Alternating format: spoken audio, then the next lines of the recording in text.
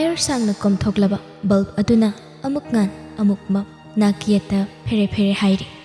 Paklang marina koshinba mangal mayak sengna phangdaba kanung aduda wawa kapladuna lauri. Maraibak thiraba nauraba thawai sing aduna kanbinaba haidana. Ma ai siningdi ma ai ba hatkanu ai kizaye ma ai bu mukta kanbiyu ai moina atawre ma ai wa are ma ai sur kon beyang pai ai sur phule ma miss nangai koi bu sami nga lei do kai gi no me thong sem ta ang miss thong hang miss moina ya atawre ai ki miss ai siba kizaye moi change miss Manglan aduda Miss Haina adu kanna laurakpaduda Ningthinu taibang phauna ima haina phokhagali. Ningthinu akoibudu yenglei adubu leiramlibadu magi bedroom ne. Adu kanna laurakpaduda thagnaba roomda thabak tawrambi thasna room aduda thuna chele. Humanga napi kangna phamung aduda tumpak tashen masadu thak nikna leiramliba. Ningthinu gi mataw aduda thasna pakhatna Ningthinu gi masa paiduna kawi. Ningthinu Kaidaure ginangbo si wakal tabra icheni Ningthinu masadu thak nikna thasna da yenglei thasna Ningthinu bu konsinduna hairi Kaidaure ginangbo namit yung masida tumtharabro Ningthinu akibana magi taibang tanata manglan phauna tungmang ko silaba mikup asidadi mahak khangduna leiba ngamda khonjel thokna kablei thasna Ningthinu bu thadokte konsinbiduna thamli Tondon bu kawi tondon salaktuna Ningthinu bu tapthanaba themi adubu Ningthinu wakalduna handagi akibana yomshilaga manglanaduna aduk taibanga samnana chaikraba wakalladu mahak phathaba haikidri masadu thak nikna kapli tondon panthade lairiba homadugi doctor bu kauraga yenghali potha hansi haina hairabada Ningthinu bu phajana potha hali tondon Ningthinu ki matausi mina ki halakpagi madu khaknata ma ka hena wajai adubu ngasisu jingnade Ningthinuda mang takadawba thokadawriba tamthiba thakdok amagi mai churiba makhoigi Ningthinu ne haibadu mikuba sidasu khangdri Ningthinu mana ngasai nungthil mayam ni seba tawraga tumthakhibadu mikap thorakpada mamli tawramle taina kongna homadugi ground da sanariba angang sing aduna no khebagi khonjeldu aduk nungshiba pukning nauhanba khonjalu taraga Ningthinu mapi ira ihaure khalakle wakhaldu mikupa sidadi mana oidaba ngangluriba tawriba thabak singadu masagi ta khanduna kanabushu ishittana tawkhibani haiba adubu mana madu pumba muktarai da hairiba mikupta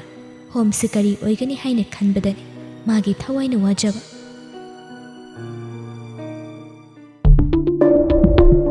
table da lairiba phone du khinglai Ningthinu mapi du nan thoklaga phone du lawi muktarai gi Ningthinu sor amuktang hondoklaga call du paikhani muktarai khonjel du sangladuna haire nang makna aingonda si yongna singraba Ningthinu nangna chakpalambi ai khangloi haina khanbra ayukta police station da chalaga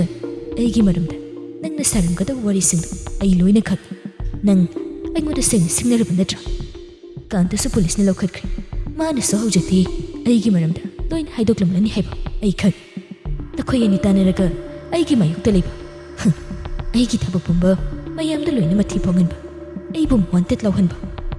nangi ma yengduna nahan makhai leiba adubu aigi khangbagi matam loire ai sigadawre takhoi bu soina lemna thagani haina khangan mikup asidagi hauna Ningthinu pakhatna wa ama haige tawi adubu muktaraina aibu singnariba nakhoi mayamgi ahanba muktarai aigi igun takpuina traffic tombagi organ yaudaba body da horin thilaki aduga second target nanga ngasai care hospital du wari sanakiba commissioner gi machanupi du masak khangdaba singna kaplamle haina sibagi pauna ngasigi aniriksu muktarai aigi igun khanghanbagi pau and last ngasigi reba pauda kanamtana aingoda singna piyade heba khanghanaba Police Department dagi mi mas soidana hatkani wado hairaga phone du tubat kaki Ningthinu wa haiba kanang haudi masadu pakhatpana tawfam khangde ngasai mana tangshida hairamliba waduga muktarayna tangsi hatkani hairiba wasida mahak wakhaldu haifam khangde ma ngasai hospital da tangshiga wari tawi haibado nupa macha amanasu uhaubanina ningthinu mahak mara leirani haibagi wakhal asida pakhana phone do amuk muktarai da tawi muktarai kakthalai ningthinu su hande hanjin tawsali akon bada paikhatuna chaire muktarayna nanga gagi mari nangna kantaga cafe da phamina khiba ngarang dagi tatkhraban ningthinu nang hauraroi matagom sir nupi macha do di marhalite mangonda tum haina tawgan aina chumnada topa maram mamaki wari tawbani aduga police personnel singbu ngasidi dum tawgan aina station da laklamba mato thokdok sing se mari thoklaklabati aibu soidana makoina chungna khinisa aina sir ki maramda kemta police station da hairamde aduga kantaga iga lambi pundi made khoi ki mayukta leibani aduga ngarang unabudasu mabu chairambani aina sir ai chana kadaba thabakti tawbigan aina maram moiraga home siming chat henbadi ai ngamoi sir mikup asidasu masagi oijaba thiduna nganglibi ningthinu ki wangang asida muktarai sauna nokrem haigem naduna hairi ningthinu nang mikup asidasu aingonda minamli nupi machado ai kauramnani khanbra thaina godown manungda phaduna pusinkiba angangduni haibadu ai khangamoi hena khallibra angangdu nangna soidana ngasi pawtam thoklamgani nangna ngangbu wa aina taroini kantaga nanga mari leina daba darkar karimta oide police personnel hatninglaga hatkan nupido hatninglaga hatkani nangbu koichin chenenabani aina ngasimak thabak pumba pangthokadoriba gadha ngasi phawba itapuyagi lepham haidaba lamhei aingonda minamlaga nungaiba yaba nungaira apana punsidu ngasidagide nangi nungaiba loirabani ningthinu masadu tawfam khangda sordu kanna holi khangbada warabu wakhaldu puba ngamda mamaido makhuruda upsen khonjal thokna kappi haujinki pungjadi asum mipaibana so helai pungjaduna haukiba khode phone naduda news channel pomba otpa lepte pung 12 henjilagle adubu ichik chikli city do haujuk phawba ningthinu ngasaidagi wakhaldu khanba yaba khalli oijabata thiba wakhal adusu minungsi amadi phawbana mahak makhatana wakhaldu khanduna leirude makhada thona kumtharaga leiriba security aduda magi mamanabi ama masangamde laikatnare ma ngaihakta yorukhige hairamlaga gari do speed kana netladuna thaurai mabu mikap khudingi senariba maikai ani dagi amamamgi gari ani adusu magi tongan ba pandamgi matungina yangna thauriba ningthinugi gari adugi matung ilai ningthinu gari do garage ta khamlaba matung thuna changlai adubu tangshigi room gi thongjildu yobada khongthangdu chap lepi room mamang aduda tofam khangda minat 10 mukti lai akoibadu su ko yeng ba lepte tanja adudani room manungdagi thong hanglakpadu thongjil maya aduda mi ama leptana leirambadu sananu tingak yengduna bema kana auntie tangshi leibra sananu su sambuldu punsin khumle room da leiramdene asum mapagida chatkhibra natraga mapan thangchiklangba thokhribra auntie su yengi haina thoklai lau auntie ga yengusi ado ibemadi kari ming kauba sananu di ikoi da wari tawri adubu tangshi leiramde haibasida ningthinu masadu mi paire sananu hanglibadu khomda magi wadu shat hanglei kayam kairage ma leiramdaba mikap tholakpudi leiramdene aisu hipthababudi koidri asawaida sum leiramganida ado ngaiko ibemabu aibo mukta phausu khidri akhoi thoigi mamanabiro nang lakani ka haina khibro nang lakani kaina o puthokhiba zalani maba ningthinu sananu gi paukhomdu hoi haina da khomi wakhaldu supakhatpana khongthangdu gam thanglaga mapanda thoklai mataududa sananu wakhalda karino khanba haurakta natte adubu thoidokpa ka henba wakhaldi khande adubu manung mapan tangshina chatlamba yaba mafam sing adu thiramduna tangshibu leiba uraktabaduda ningthinudi humang kang sananu rumda changlaga machada call tawi adubu paikhatpa kauba naide punghai muk leira phawba thiba khanglaktrabadudadi sananu su pakhatpa yaurakpana bibarel da call tawi adubu bibarel su asomda thorakpa kuikhide haina hairi Bibarel sumayum hanbagi gari du thauba haururabani adubu amuk halaktuna Sananugi manakta proproplai aduga matai mada hanglei kadai chitgani khotgani karimta hiramdabrani mabu khatna khibro kaisu khairamdemi khatna basu leite hayeng yumda halani mana basu pharabanina hospital da sum leibadu bibala churi hayeng halasi aduga napa sangbo ina la asi haidana haina khibani ni aiga wacha yum silaga tumasi haidana aidi dum tum makeup tholokpada leiramde asai da ke somasom opan manung loina thong kol da busu sumpa hek pai da kadai da chatlibano haibanida aigi chase ngangna bo thonu wakreda thiri badu pung phajilaklabada mayam du ka henmi pai ba haure Bibarel phone du yumlom da tawraga hangi lingjel thaibi miranda da su tawraga hangi adubu yumlom da su leiriba security amadi mandom cha sing aduna lakte hairabada Sananu Bibarel pakhatpana khawang koi chenchel mateng pangluge haina lakpaning thinu magi mabuktu sengna phabadi nattabanina tuminale haidokti madi sengna tangsigi mi paiba nate mana lakpagi maramdi tangshi shiragadi mahak generakani haibaseni mana pakhatjaba adumakna muktarina tangsibu khudum chanjingai ma hana tangsibu kallage khanduna chelakpani adubu tangshi leiramdrabada mahak pakhatpani paudu mathang mathang pinarabana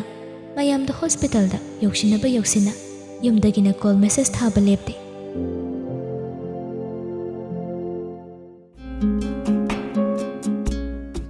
nungsiningai tawrakata leiba Cyrus Bernani phana thina khatna chaina ngangnaragasu lapthoknabadi pak ngamde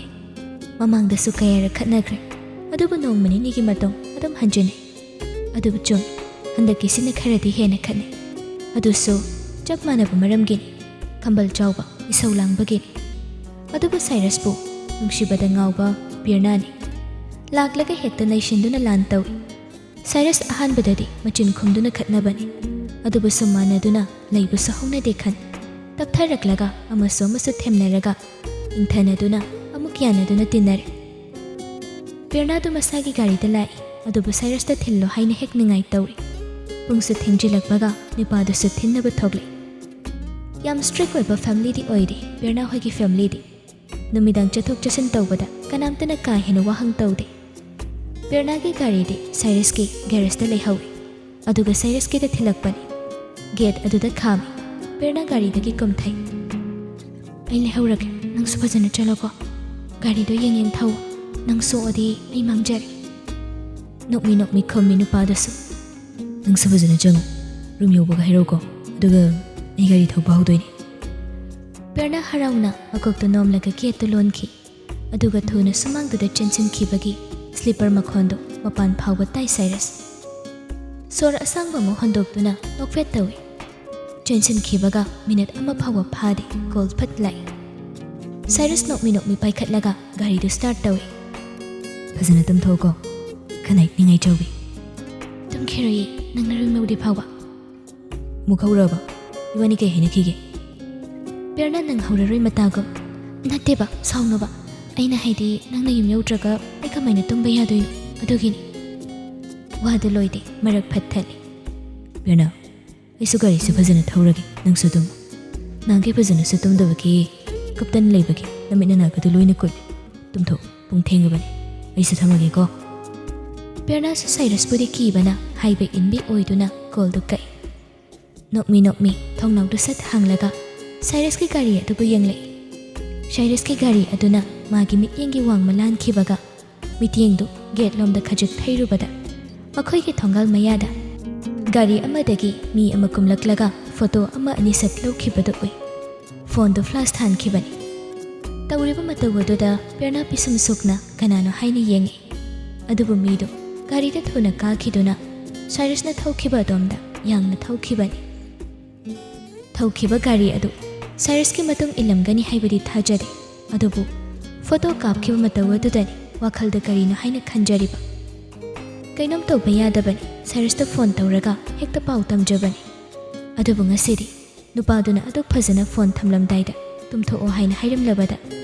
Berna thongnau dulon silamlaga phamungda changduna hipthai Cyrus monda nungaije phana haibagi wani masu nungshiyuba kawbana ꯐꯅ ꯊꯤꯅ ꯈꯠꯅꯔꯕꯁꯨ ꯁꯥꯎꯅꯔꯕꯁꯨ ꯉꯥꯡꯅꯔꯁꯨ ꯑꯗꯨꯝꯅ ꯍꯦꯛ ꯃꯃꯥꯡꯗ ꯂꯦꯞꯂꯒ ꯂꯥꯞꯊꯣꯛꯄ ꯉꯝꯂꯣꯏ ꯍꯥꯏꯔꯕꯗ ꯃꯍꯥꯛ ꯇꯦꯊꯩ꯫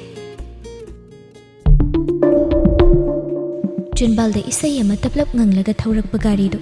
ꯇꯨꯡꯗꯒꯤ ꯍꯥꯏꯒꯠꯂꯛꯄ ꯒꯥꯔꯤ ꯑꯃꯅ ꯃꯥꯡꯗ ꯊꯨꯅ ꯍꯥꯏꯒꯠꯇꯨꯅ ꯖꯞ ꯈꯥꯝꯂꯛꯏ꯫